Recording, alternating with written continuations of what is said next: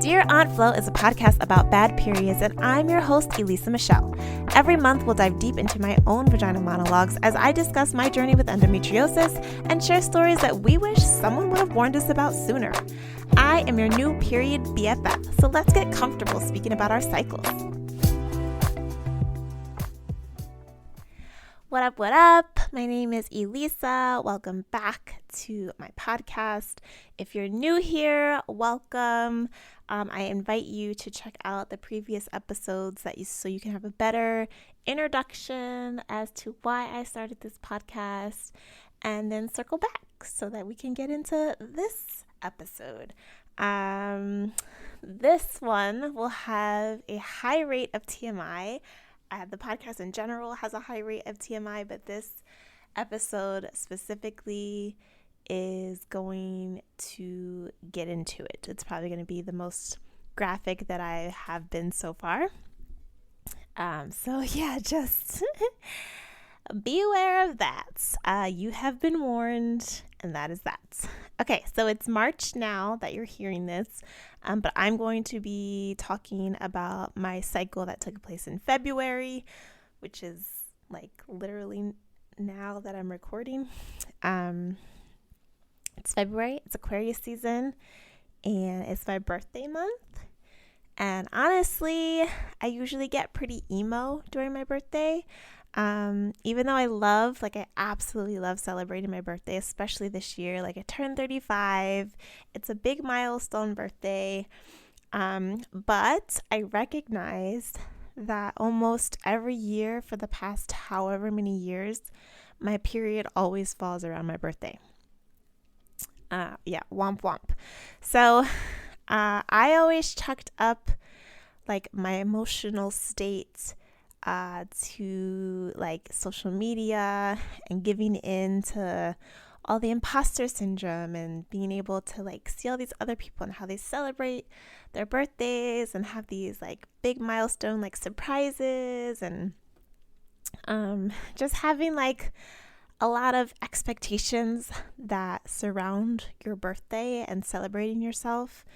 But now in my big age, I'm just like, it's now dawning on me, like, duh, sis, like, your period falls on your birthday. Of course you're going to be like emotional and hormonal and emo. Like, come on, get it together. So anyway, my period's all up in the way, but I'm going to give myself some grace. Because that's what you got to do. So my cycle for February came the day after my birthday, which I was like, thank God, because I didn't want it on my birthday because that would be hella rude for one. But I did feel it brewing a few days beforehand. So my cycle likes to do this thing now where I have most of all of the symptoms, but none of the blood. So I got all of like the cramping and irritability like a few days before my cycle, but I didn't start bleeding yet. So when my birthday was on a Thursday, I say that I started my cycle Friday because I had all the cramps. I had all the like butt cramps, pelvic pain, all of it. I had the irritability, I had the fatigue. But I didn't start bleeding until Saturday. So I say Friday felt like the hell of a first day period, but I didn't really start bleeding until Saturday. And this was sometimes it comes like late, like in the afternoon, but it came like Saturday morning, like in the middle of the night type thing. So anyway,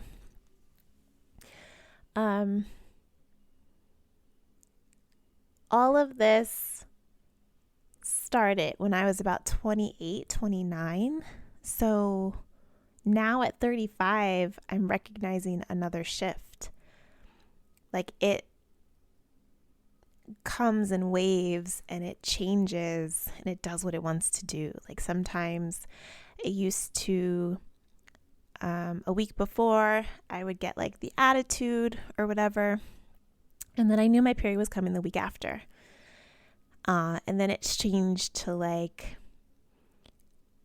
a few days before, and then it would come, and then it changed to like the day before, and then it would come, and then now it's like, yeah. So anyway, I had all of the symptoms that I normally have.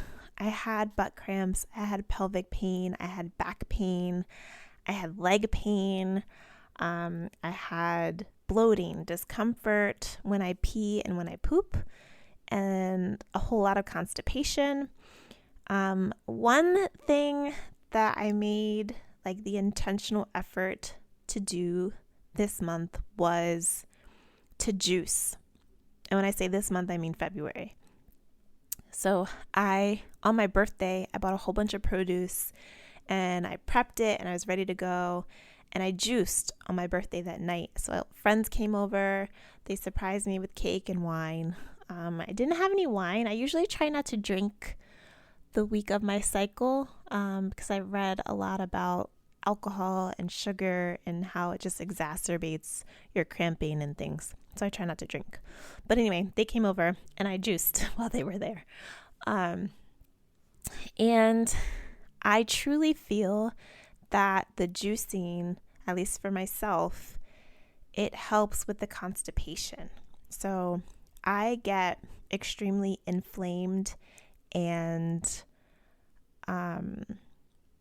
tight in my uterus, and what I now know as the endometrial like scar tissue tethering to my rectum in my butt.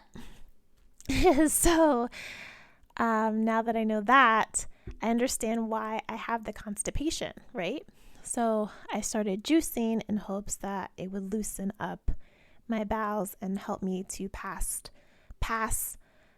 easier. And it does. I think that it does. I still struggle. Like I literally spend a lot of my time just in the bathroom, which is hella embarrassing. But if we gonna get into it, we gonna get into it. For any one session, it could be a half an hour to 45 minutes of me literally just sitting on the toilet. Nothing's happening, but like I have to sit there because I don't know if the butt cramp is like poop or if it's gas or if it's just a cramp. So I spend a lot of my time back and forth to the bathroom just in case. So yeah, I feel that the juicing helps to loosen things up. And I also recognize that I don't drink enough water. Like to the point where I have to actively tell myself to hydrate. And it's not that I don't, like, mostly I only drink water. But when I'm on my cycle, because my brain is only focused on the pain, I'm not focused on eating. I'm too nauseous to eat anyway. I'm not focused on drinking water, but the hydration is also supposed to help you pass things easier. So yeah, I have to kind of recognize that I need to drink more water. But again, you're not concerned with that because you're concerned with the pain that you're in. Let's talk about fatigue. I get to a point where I am so exhausted, and I mean pure fatigue. I cannot stress enough how much your body is trying to just rest, but it is on at all times. You are in pain, you are bloated, you are active. Like your body is so active, it doesn't have time to like take a break. So I am exhausted, but I'm in so much pain. So I can't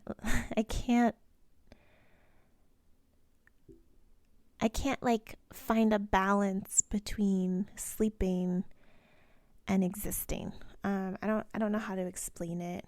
I'm just in too much pain to relax. So I mentioned in another episode that I have naproxen. Like, I was given naproxen instead of ibuprofen because it's a little stronger and it helps. And I think I mentioned that naproxen is like a form of Advil, but I meant Aleve. But anyway, that doesn't matter. I don't use the naproxen. I maybe should have used it for this month, but I didn't because it messes with my stomach lining more, and that causes more pain than the cramping causes, if that makes any sense. But the aftermath of it causes more pain than the relief that I'm getting from using it, so I don't use it. So I just used ibuprofen again this month. I also drink a shit ton of tea. Like, I have raspberry leaf tea, nettle leaf tea, red zinger tea. I have a lot of different herbal tea mixes from either local tea shops or I buy online from the Tea Spot. I can't say that they help a whole lot, but they do help reduce the inflammation, which is a huge help to me so that I can at least take a nap. Like, naps are far and few between, but when I can get one, it's amazing.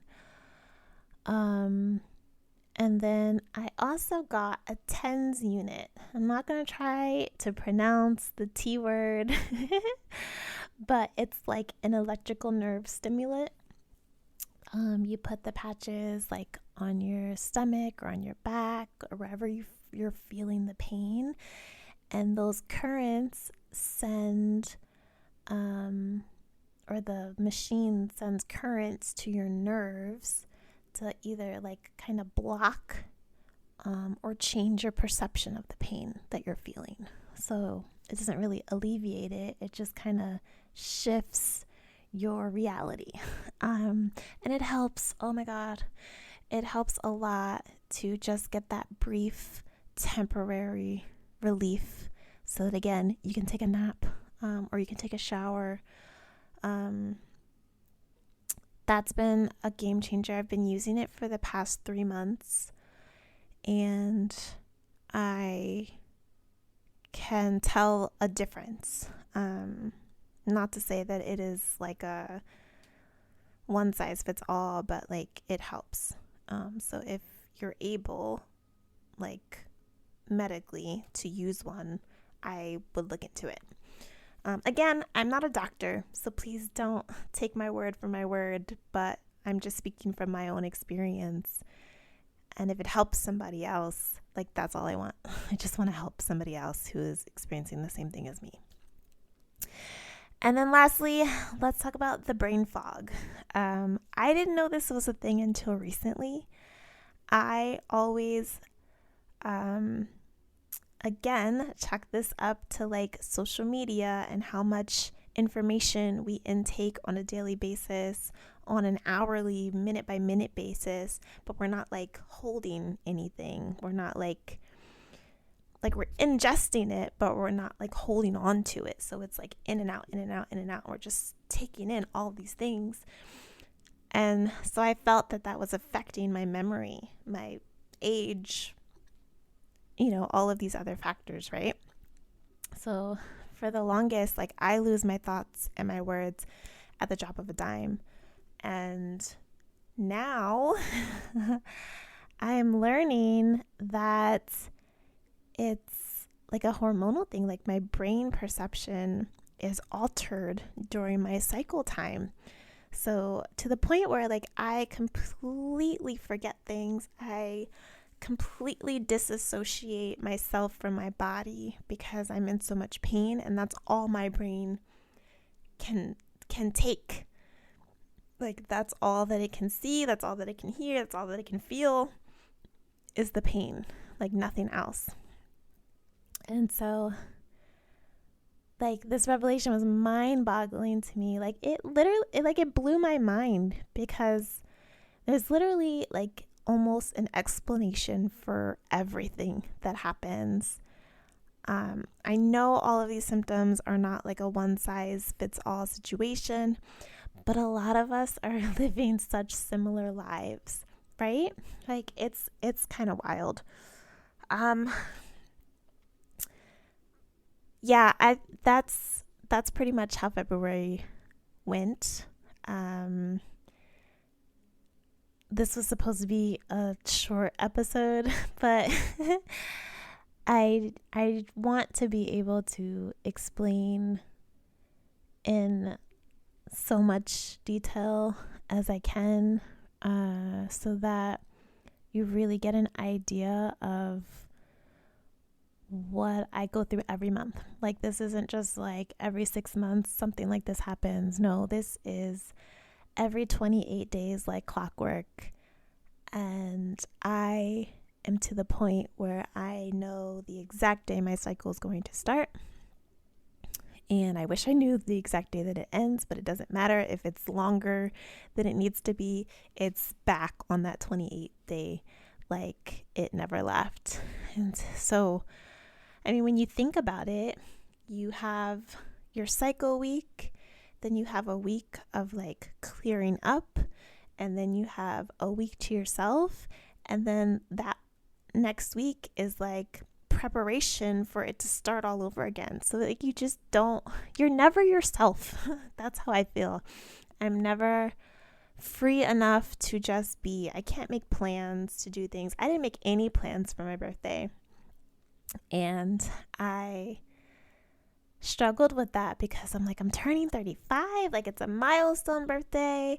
I usually do like a whole photo shoot situation where I go all out, and I just make a big to-do about myself, because you should celebrate yourself always, not just your birthday, but always. But I didn't make any plans for this birthday, and I struggled with that. But in my mind, I was like, I'm going to be on my period, and I know that when I'm on my period, I can't physically do anything. I can't be anything for anybody. I can't do anything. So I was just like, I'm just not going to bother to make plans. And then my friends surprised me, and it was really sweet. They brought over cake and wine, and we just had a really good like girls' night, and I'm eternally grateful for that.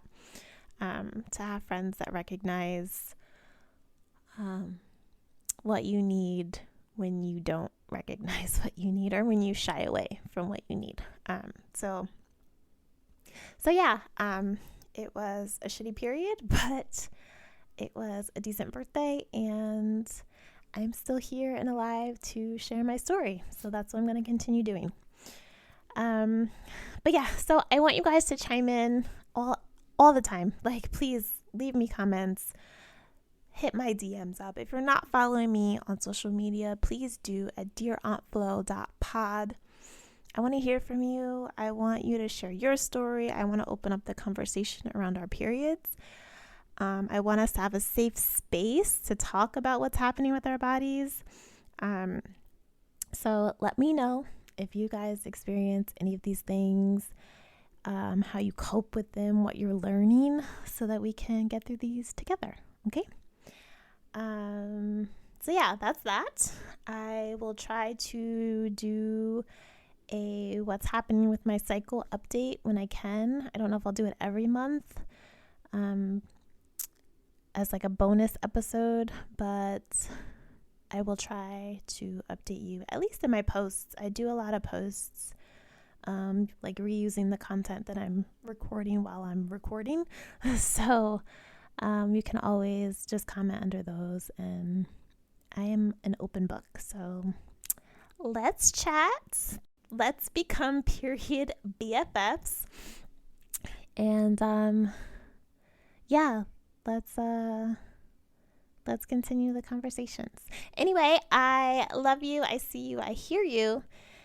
And I will see you in the next episode. Peace. Hey BFFs, thanks for tuning in to Dear Aunt Flo.